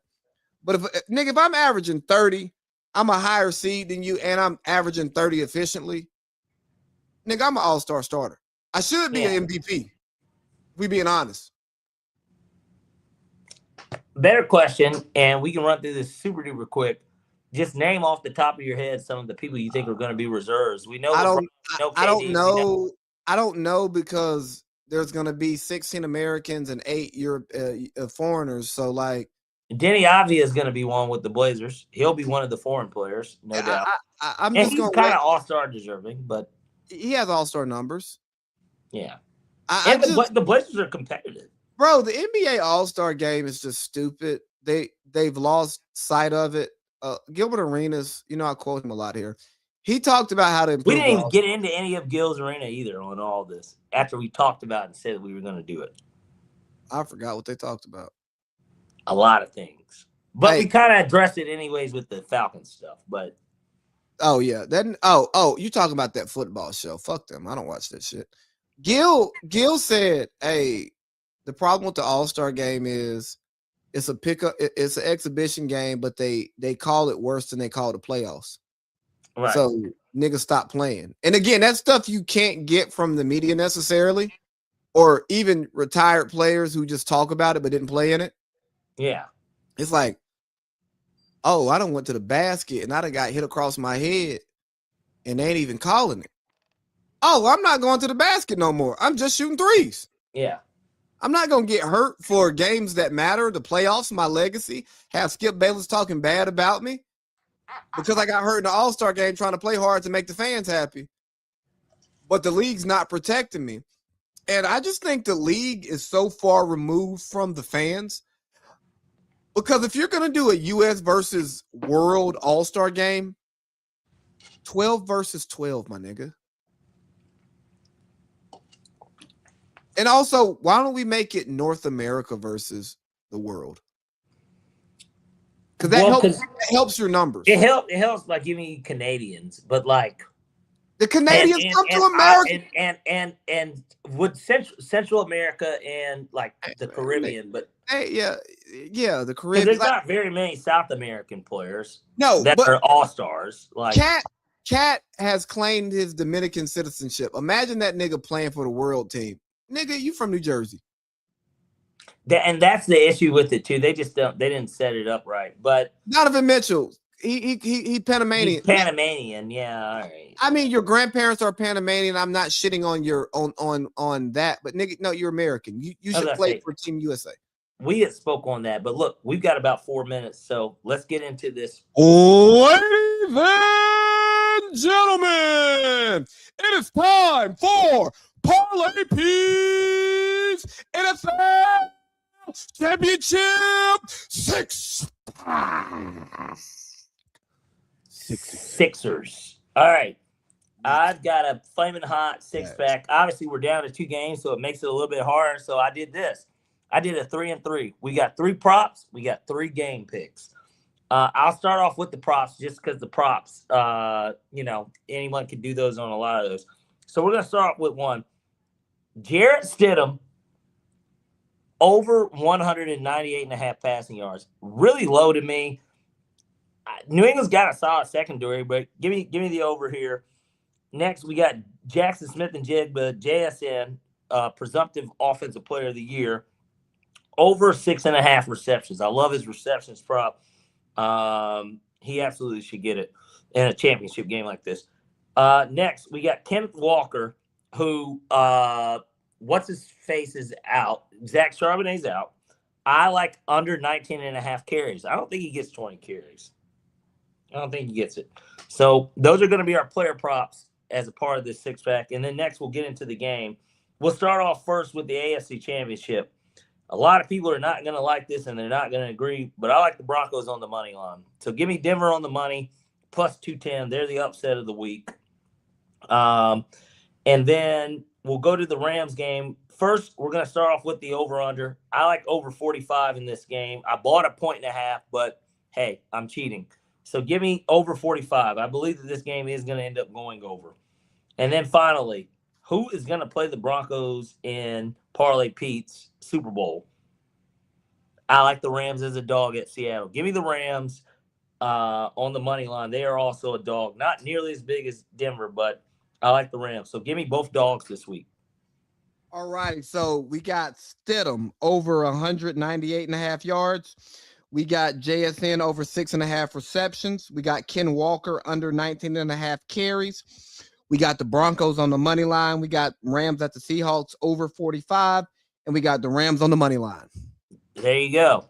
You like it. I love it. And when you love it, that means it's time for Lead three. Lead three. All right. So for Lead 3 this week, give me Stid. On the over 198.5. He's a highly paid backup quarterback, and Sean Payton's calling the plays. He's covered that number 3 out of his 4 games that he started, by the way. Oh, even better. Give me that over 45. I think there's going to be some points scored in that Rams Seahawks game. And 24-21's a push. Yeah. Even in that game. Yeah. Give me the Rams on the money line. I told you earlier. You don't like Denver. I knew you didn't like Denver. Fuck no. Okay, I like Denver. In another Super Bowl. But hey, man, it's been a great week, Parlay Pete. Enjoyed it. Anything else you want to say before we get out of here? I do. Hold on. And I literally wrote this down. And I promise it won't. We're not going to go over time. I just have to pull it up because I may have to go over time because we didn't talk about MLK at all. Well, you can do that for your 30 seconds. All right. So my quick piece on MLK. Hey, let's stop the pussification of Martin Luther King. Yes, he was a pacifist. Yes, that he was nonviolent. But Dr. King, his movement was not about drinking from white water fountains or riding white buses. It was about Black people having an equal opportunity in this country, both socially, economically, politically, in all walks of life. Having your shot fairly based on your merits. Nothing more, nothing less. So stop trying to make King seem like he just wanted us to eat out the white man's hand and live off of welfare. Go study what he actually said and stop just taking the spoon-fed narrative that's handed to you. Mind you, he was tracked by the government. The FBI tried to ruin his marriage and ruin his movement, and now that same government are the people who are creating the holiday. Let come on now. We definitely went over because it's right at 2 hours right now. But this is what I have to say, and this honestly goes into what you just said. I won't specifically go into MLK, but I will say this, and I'm going to quote somebody that spoke at our great college, and I'm sure has a great admiration and respect for MLK. When you're a black man in this country, you can't compartmentalize. You must compartmentalize to stay sane. And I'll leave you all with that. All right, no, great show, man. No, I was quoting right. No, I don't. Chris Webber on a fucking NBA broadcast. Oh yeah, I remember that. Man, when you're wait, just hear me out. When you're a black man in this country, you can't compartmentalize. You must compartmentalize to stay sane. What the fuck is he talking about? It's tough out here being a rich 6'10" black man. I don't know. Lee, it's been a pleasure as always. Great show. We'll be back next week. All right.